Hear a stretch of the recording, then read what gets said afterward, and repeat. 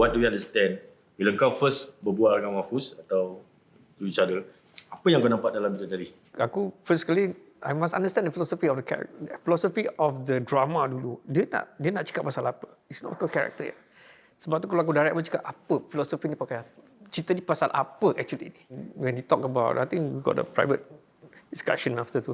It's about rahsia. It's about siapa sebenarnya kau dalam sekumpulan orang-orang kat sini.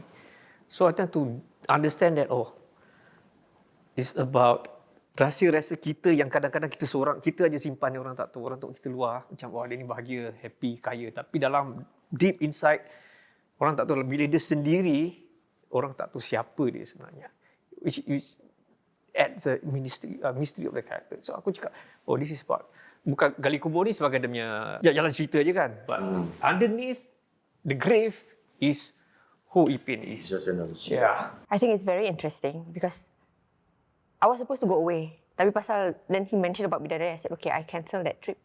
So aku stay because to me it's really interesting. Dan sayangnya aku bukan lelaki lah kan, jadi aku tak dapat nak gali kubur. Because like the rest I feel is the same. Sometimes you have your own secrets, but like sometimes your secret is painful. Sometimes you like people look at you like you are this, but actually you are that. So sometimes bila kau gali kubur and then you say something, and kau tengok macam, nanti kau ada macam terasa sendiri, maybe I'm the same. Or like macam kau punya sendiri ataupun kau punya buat dosa ke apa, kau rasa macam aku baik bertaubat sebelum aku jadi macam gini ke apa. So I think that I'm happy to be part of the ini. Cuma sayangnya aku bukan lelaki. I did not get to venture that part of the, macam korang-korang yang dapat main this character lah. Atau kau sekali-sekali try datang gali kubur sendiri? Tak apalah. Kau screen lah kan, tak shoot. Okay, Syaril, what do you understand about Bidadari bila kau first berbual dengan? Actually, macam like any other audience, any other TV audience, when they hear Bidadari, it's just about on the surface level lah, which is just gali kubur. Ataupun cerita hantu. Cerita hantu. It's just like that lah. Until now, siapa yang tak tengok Bidadari, when they look at the title, is either they talk about gali kubur or cerita hantu. Only when they watch it, then they discover lah the underlying themes, which is rahsia and all that. And that's what intrigued me lah bila Mahfuz, bila kita datang script reading tu. I do not have a prior discussion.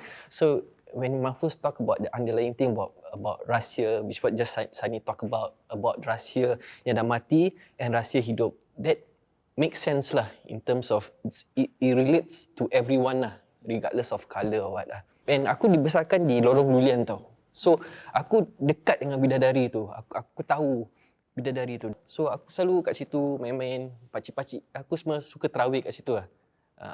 So on the surface level, aku dah dekat dengan tempat tu. Aku suka dengan tempat tu.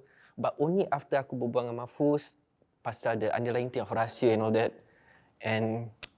And also to be honest, bila aku nampak the cast members, aku tengok look at the people around me, aku cakap, this is an opportunity not to be missed lah. Because, even my fellow peers, maybe I'm just a generation down, people are very jealous that I get to act with all of you.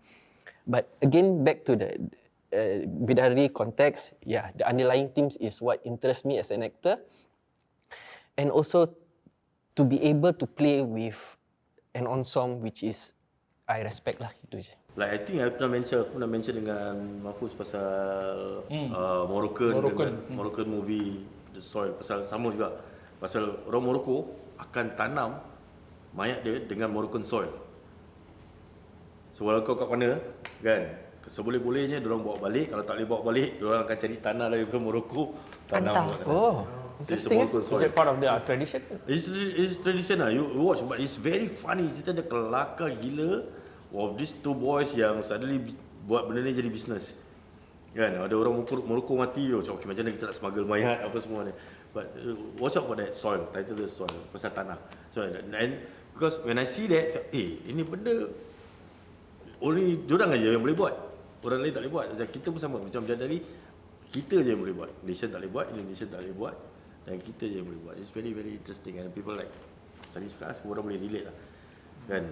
Everybody in Singapore now is somehow 6 degrees of separation ada kena-mengena dengan Bidadari.